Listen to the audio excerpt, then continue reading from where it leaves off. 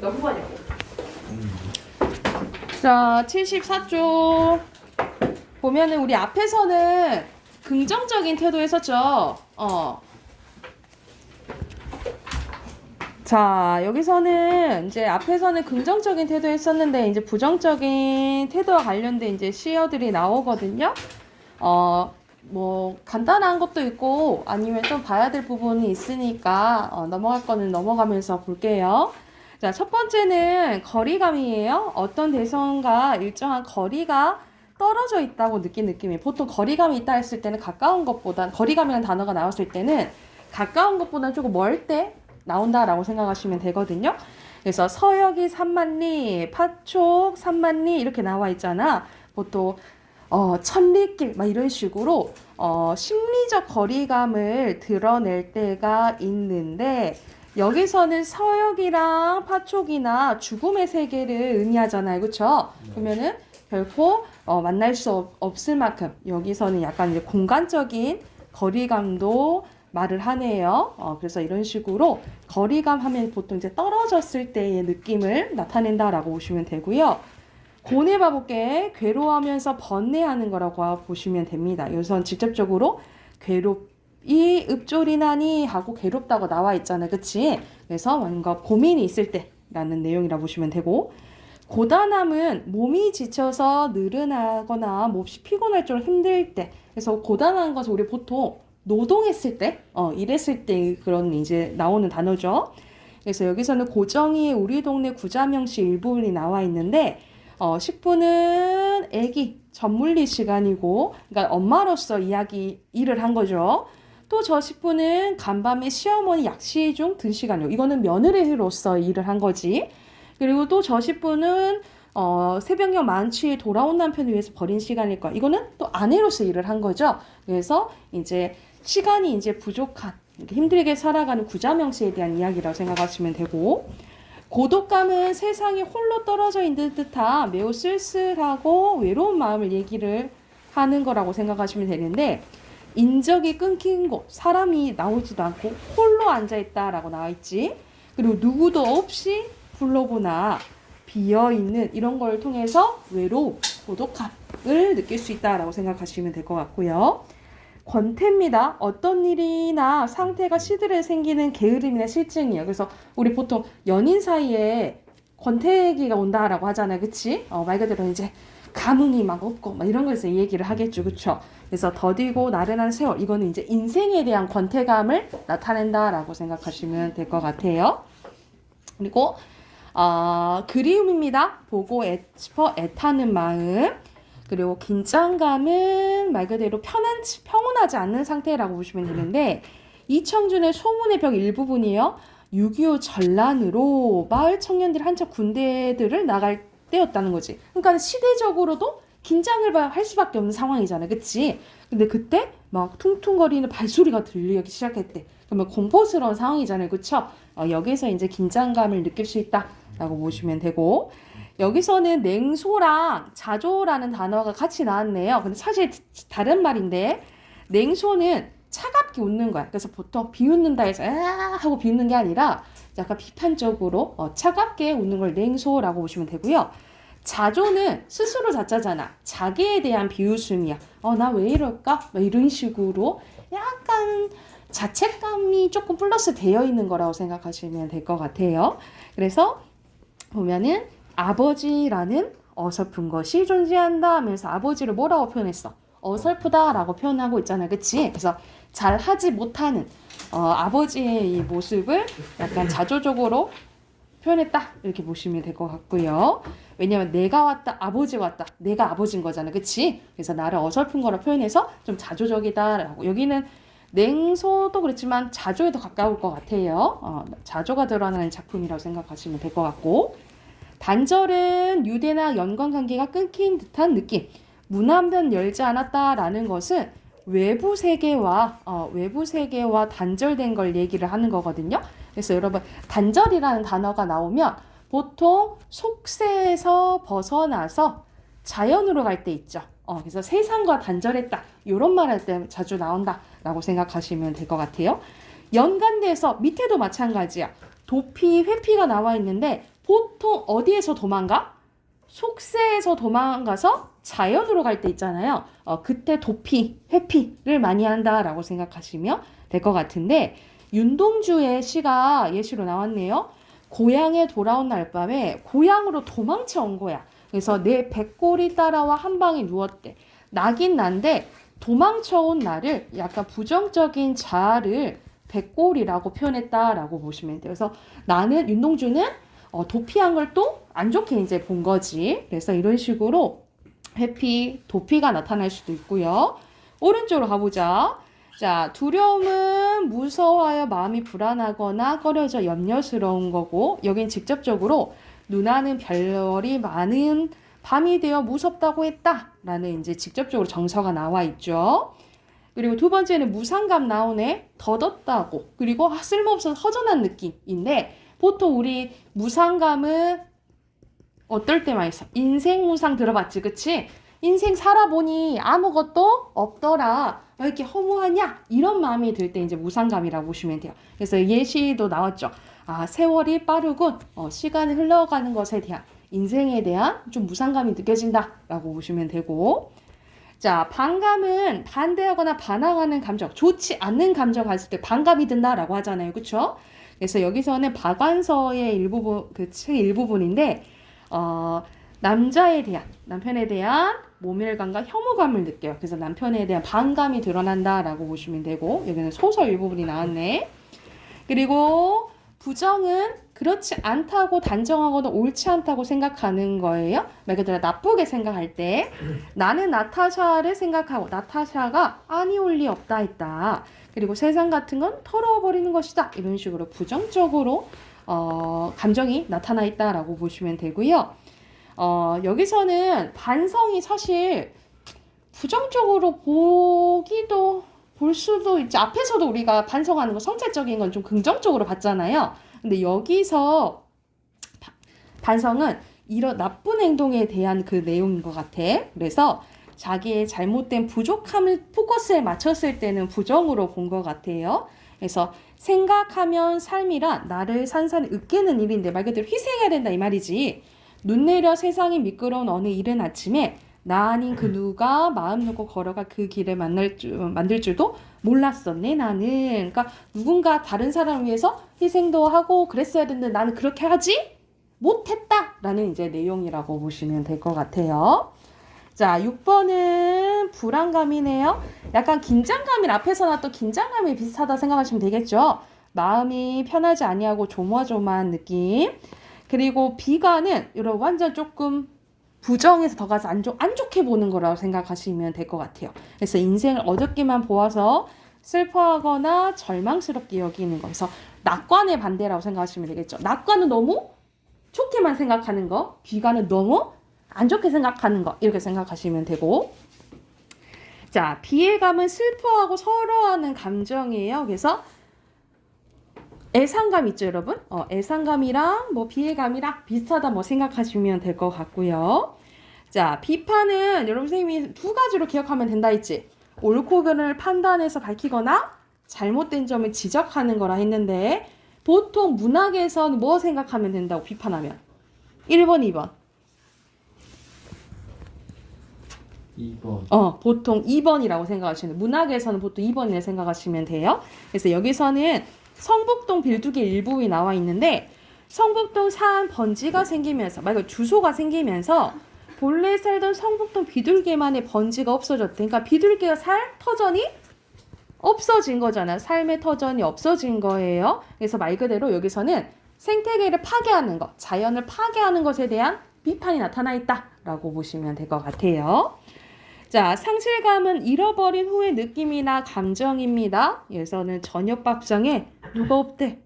아기가 없대. 그래서 여기서는 아기를 잃었을 때의 슬픔이 드러나 있다라고 보시면 될 것 같아요. 뒤로 넘기면 한 장 더 있거든요. 한 장 더 가볼게요.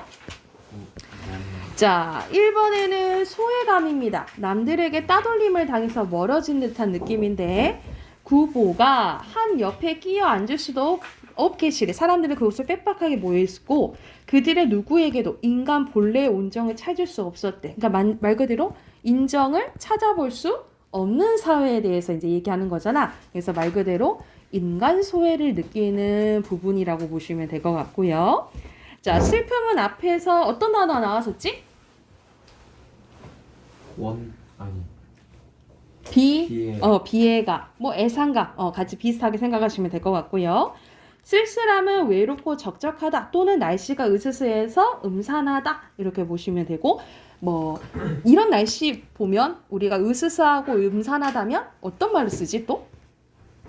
약간 을씨년스럽다 이런 말들 있잖아요. 이런 이제 분위기라고 생각하시면 될 것 같고요. 안타까움은 뜻대로 되지 않거나 보기에 딱하여 가슴이 아프고 답답함을 나타납니다. 그래서 자, 심중에 남아있는 말 한마디 끝끝내 하지 못했대. 그래서 하지 못한 것에 대한 아쉬움, 안타까움 이런 거에 드러난다라고 보시면 되고, 앞에 비애감이랑 애상감은 비슷하다라고 했죠. 그쵸? 자, 채윤 보고 있죠? 보고 있죠? 자, 그리고 외로움은 홀로 되어 쓸쓸한 마음을 느끼는 거고요. 약간 앞에서 뭐랑 또 비슷할까? 고독감? 요거랑 이제 비슷하겠죠. 그리고 원망은 못마땅히 여기어 탓하거나 불평을 품어 미워하는 건데, 여기서는 휴전 협상하니까 시대적으로는 뭘 보는 걸까요? 6.25. 그치, 6.25 전쟁 때인데, 하늘은 왜 이다지도 무시만 하더냐? 라는 하늘에 대한, 이 지금 분단 현실이 된 것에 대해서 하늘에 보고 왜 이렇게 신경 쓰지 않느냐? 라는 하늘에 대한 원망이 드러나 있다라고 보시면 되고요. 은두는 세상 일을 피해서 숨는 거예요. 그래서 보통 어디에 많이 숨는다고? 속세를 벗어나서 자연에 많이 숨는다라고 했죠. 그래서 아까 전에 회피, 은둔, 뭐 이렇게 비슷하 생각하시면, 단절 이렇게 비슷하게 생각하시면 될 것 같아요. 자, 의구심은 확실히 알 수 없어서 믿지 못하고 두려워하는 마음. 그리고 이기적은 자기 자신 이익만을 꾀하는 건데, 이거는 특별하게 약간 역설적이어도 우리 보통 슬픔을 부정적으로 생각하고 기쁨을 긍정적으로 생각하잖아. 근데 여기서 시에는 슬픔을 긍정적으로 생각하고 기쁨을 부정적으로 보거든요. 왜 그러냐면 여기서 내가 슬픔이에요. 내가 슬픔이고 내가 슬픔이 너라는 기쁨에게 얘기를 하거든요. 그래서 내가 어둠 속에서 너를 부를 때 단 한 번도 평등하게 웃어주지 않는, 가만히 덮인 동사자가 다시 얼어 죽을 때 가만히 한 장조차 덮어주지 않는 무관심한 너의 사랑을 위해. 그러니까 말 그대로 자기만 생각하는 이기적이고 이타적인 모습을 보이지 않는 거야. 흘릴 줄 모른 너의 눈물을 위해서. 그래서 여기서 눈물은 이타적인, 그리고 다른 사람을 생각하는 배려, 이런 것을 의미한다라고 보시면 돼요. 그래서 이기적이고 너밖에 모르고 기뻐하는 거를 기쁨을 부정적으로 봤다 이렇게 생각하시면 될 것 같아요. 자, 오른쪽 한쪽 남았네. 자, 1번 이질감입니다. 이질감은 동질감의 반대로 생각하시면 되겠죠. 다를 때, 다른 느낌이 들 때, 내가 볼 때 이 시가 조금 어울리나 조금 그러긴 한데, 시 내용은 뭐냐면 가을 햇볕 공기에 익는 벼에 눈부신 것이 천지인데, 우리가 가을이 되면은 곡식이 있고 약간 풍요로움을 의미하잖아, 그치? 그런데 들판이 적막하대. 평소와 다르게 적막하다 이 말이야. 메뚜기가 없었다라는 거지. 메뚜기도 있고 여치도 있고 막 이렇게 있어야 되는데 평소랑 다르게 없다 이 말이에요. 이 불길한 고요, 생명의 황금고리가 끊어졌으니 말 그대로 생태계가 파괴된 것을 이렇게 청각적으로 표현했다라고 보시면 될 것 같아요. 그리고 자괴감은 스스로 부끄러워하는 마음, 그래서 나에 대한 이제 마음이라고 생각하시면 되고요. 거의 비슷하게 자책감도 비슷하겠죠.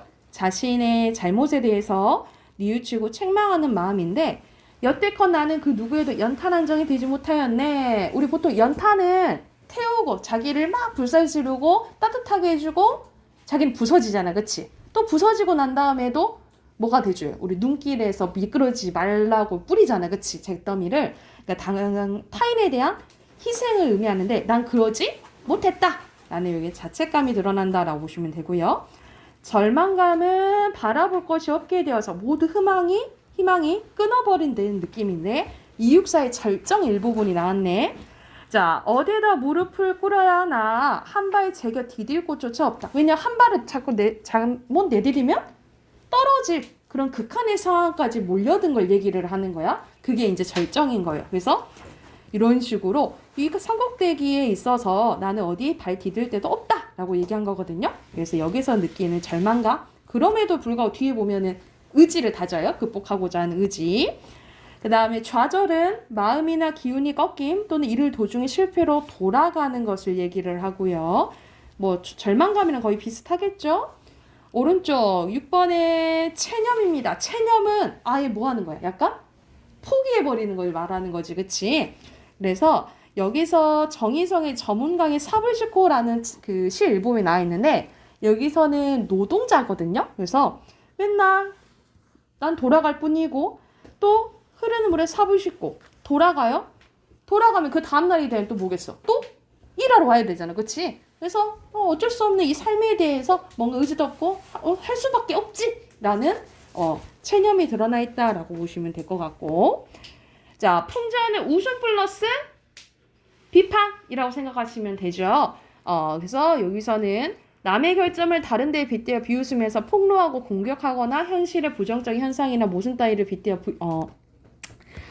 비웃는 건데 여기는 봐봐 한 줄의 시는커녕 단 한 권의 소설도 읽은 바가 없이 그는 한평생 행복하게 살며 많은 돈을 벌었고 높은 자리에 올라 훌륭한 비석을 남겼대. 이거 칭찬한 것 같아? 네. 근데 저는 비꼬는 것 같지 그치? 그래서 진짜 훌륭하다고 하는 거야? 아니요. 그래서 여기서는 약간 반어적인 말도 좀 있네요. 그쵸? 그래서 여기서는 약간 비꼬서 말 그대로 현주 말대로 비꼬서 한다, 약간 비판하는 거니까 전체적으로 풍자도 볼 수 있겠죠.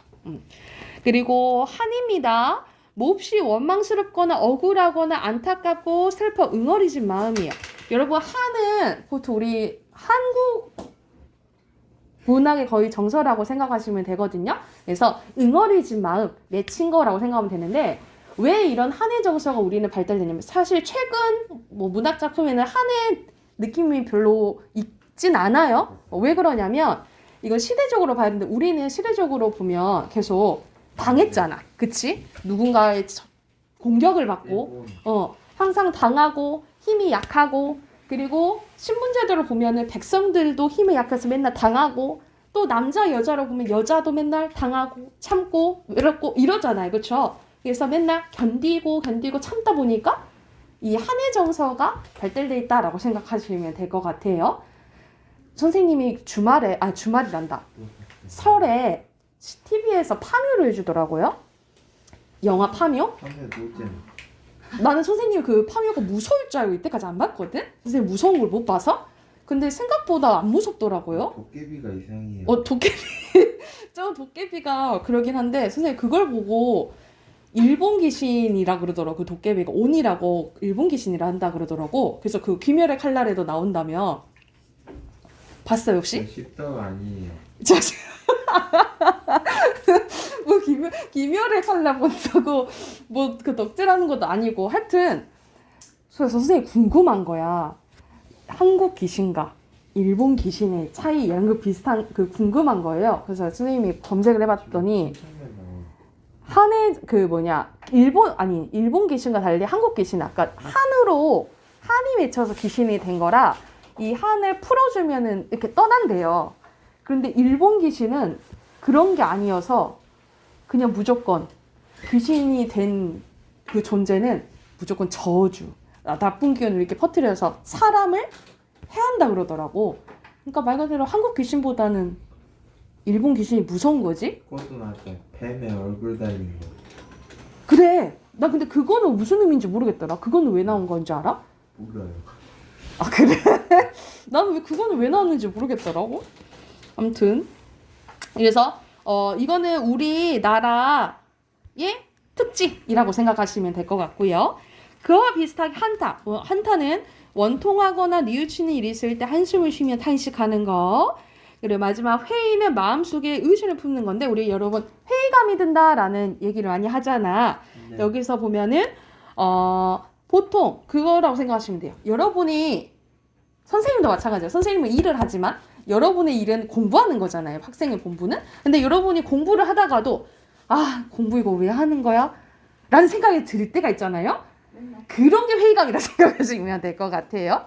이렇게 의구심이 드는 거. 그래서 여기까지가 이제 부정적인 단어가 이제 나열되어 있는데 아마 비슷비슷한 게 많을 거예요. 내가 봐도 지금 나열되는 게 좀 비슷비슷하거든요. 그래서 잘 참고하면서 옆 뒤에 문제 풀어보시면 될 것 같아요.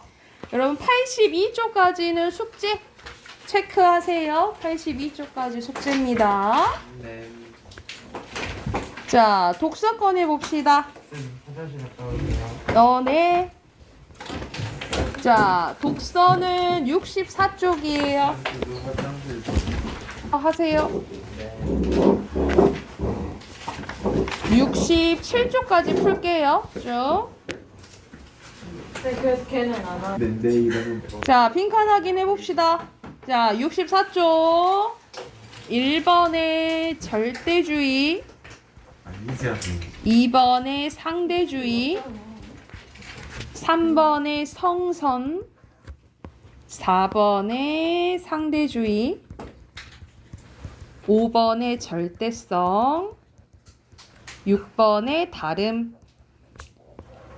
7번에 부정, 8번에 가치, 9번에 이해, 10번에 사물, 11번에 고증, 12번에 서양, 마지막은 뭐 마련? 다리. 토대 마련. 다리가 토대나.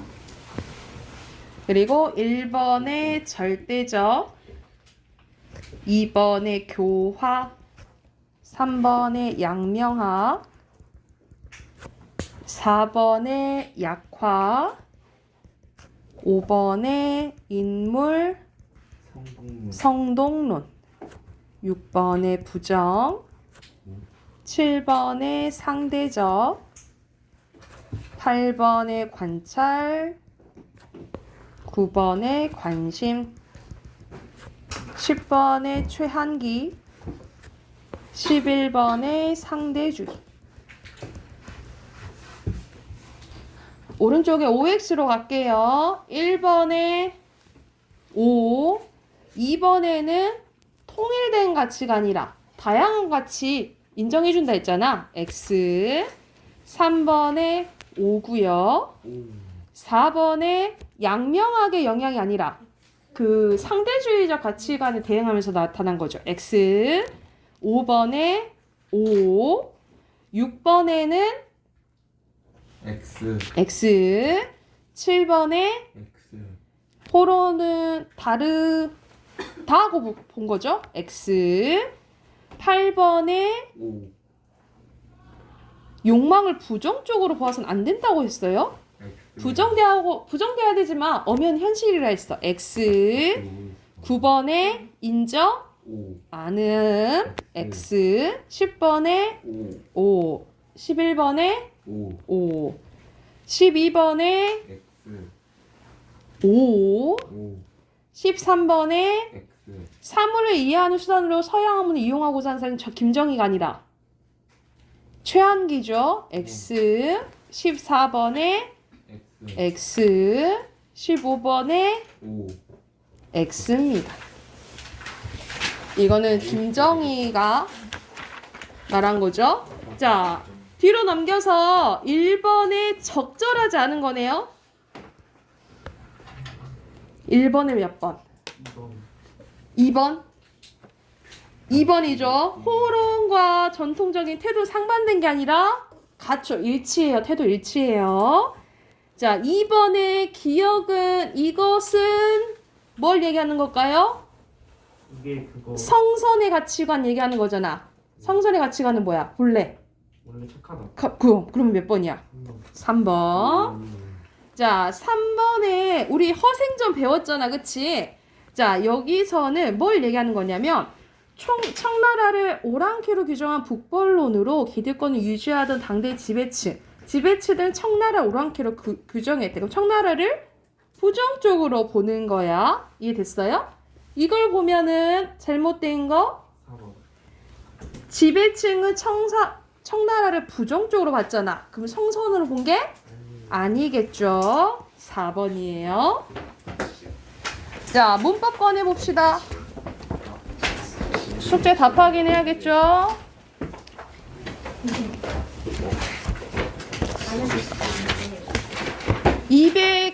212쪽이에요. 펜스는 어떻게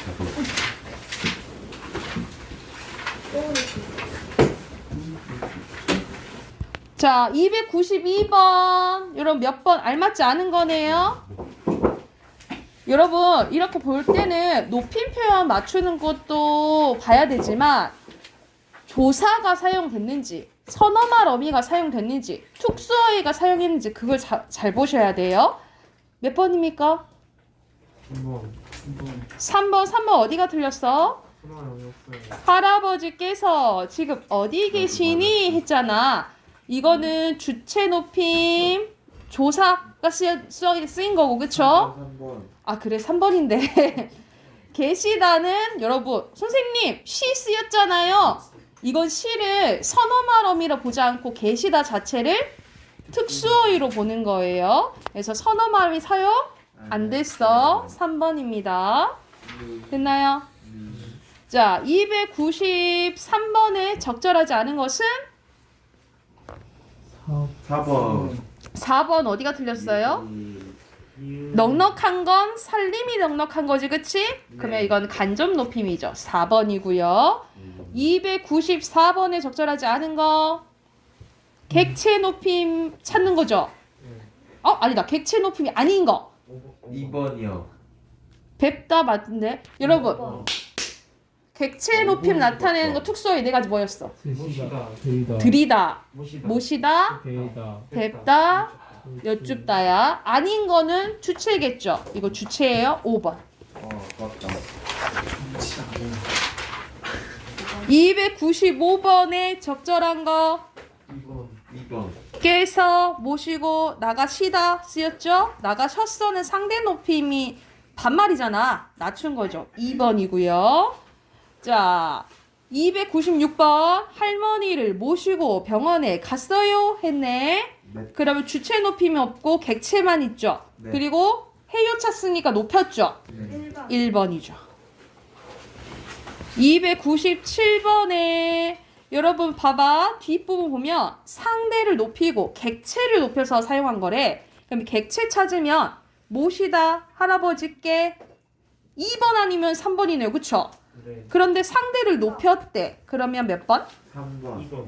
2번이죠. 들여는 반말이잖아. 그쵸? 뒤에 자, 채윤이 나온다. 채윤아, 할아버지께 물 좀 갖다 드려라.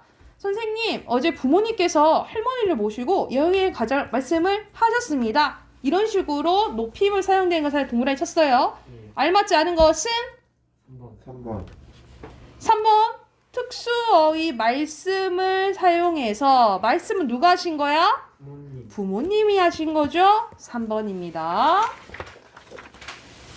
자, 299번 가볼게요. 어머니께서는 할머니를 모시고 공원에 가셨대요. 그러면 조사 쓰였고 객체 특수어휘 쓰였고 선어 말음이 시 쓰였네. 1번. 3번. 아니 조사 쓰였단께. 3번. 3번이죠. 특수어휘 썼다 하지 않았어요? 객체예요. 자, 300번이에요. 몇 번? 2번. 삼촌께서 할머니를 데리고 식당으로 갔어. 모시고라고 해야겠죠. 그쵸? 그러면 간접을 높이도록 한 게 아니라 할머니를 높여야 되겠죠. 그쵸? 2번이고요. 301번에 알맞지 않은 거 4번. 4번. 오, 맞았어. 선생님, 제가 드릴 말씀이 있습니다. 이때는 말씀을 나를 낮출 때, 낮출 때 이제 얘기를 하는 거예요. 선생님을 높이는 데 쓰이는 게 아니고, 여러분 선생님의 말씀할 때는 선생님을 높이는 거야. 그때는 그리고 제가 드릴 말씀 있는데 할 때는 나를 낮출 때 있죠. 그때 이제 표현을 하는 거예요. 4번이고요. 302번에 여러분 보면은 특수어휘를 사용되고 주체 높임이 해야 된대. 그러면 주체 높임 특수어휘를 찾아봅시다. 잡수셨다. 계시다. 1번. 요 두 개밖에 없죠. 네. 그럼 2번 아니면 3번이네. 3번. 그치? 근데 안긴 문장이어야 돼. 이거는 서술어 있죠. 이거는 고향에 계시니 할머니 꾸며주죠? 3번. 3번이죠. 자, 303번 가볼게요, 여러분. 이거 봐봐. 그 자체 높임이 있는 특수어휘가 있고요. 낮추는 특수어휘가 있대요. 그럼 선생님이 특수어휘다 표시해볼게. 저희, 드리다, 연세, 말씀, 여쭈다, 모시다. 어? 근데 선생님이 봐봐. 두 군데 침대가 있죠. 1번.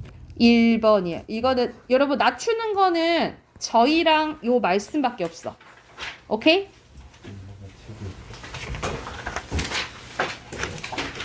자, 304번이요. 1번. 몇 번? 1번.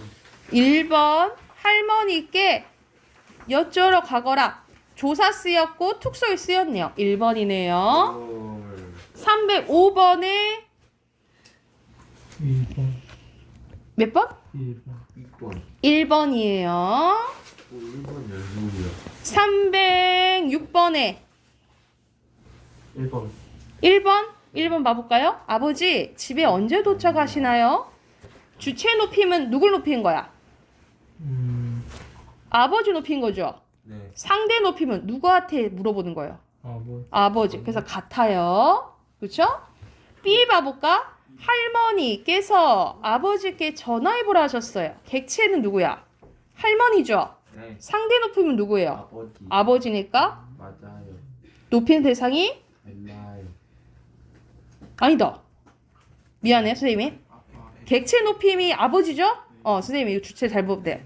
객체 높임이 여기서 아버지고 듣는 사람도 아버지죠? 그러니까 같죠? 선생님, 2번이죠. 자, 307번도 아까랑 비슷한 문제네. 여러분, 안긴 문장에서 객체 높임의 대상이 목적어야 된대. 그럼 먼저 객체 높임 찾아볼게요. 있죠?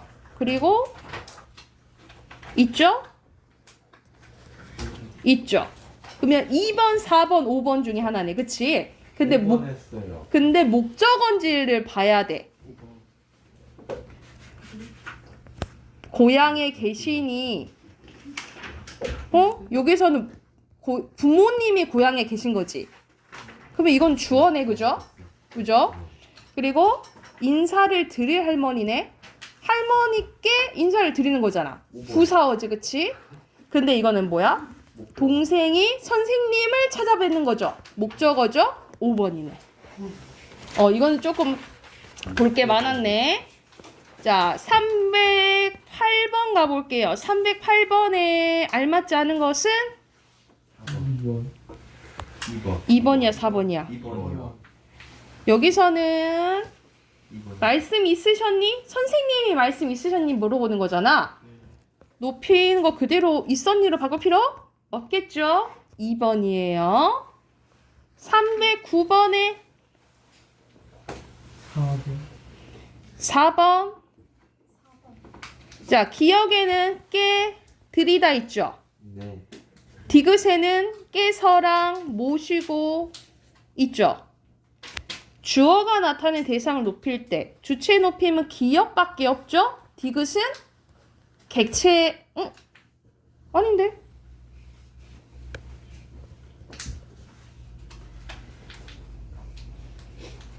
주어가 나타낸 대상을 높일 때 사용하는 조사가 있대. 아니에요. 이것은 있는데. 주어가 기읍. 디귿이 있는데 기억이 없는 거죠. 네. 그쵸? 4번이네요. 자, 310번은요. 여러분, 주체를 높이는 용언이 있어야 되고 말 그대로 특수어 있어야 되네. 그치? 그리고 높여야 될 명사도 있어야 되네요. 그러면 성함 맞겠지? 댁 맞고 연세 있고 잡숫이다 있네. 그리고 주무시다 있네. 그치? 두 개 다 있는 거 3번. 3번이죠. 4번이요. 311번에 숫자 5번. 5번 네. 깨서 모시고 5번이네요. 자, 여기까지 하고 선생님이 지금 종결 표현이랑 높임 표현 했잖아요. 그와 관련돼서 문제 줄 거거든요. 문제 한번 풀어볼게요.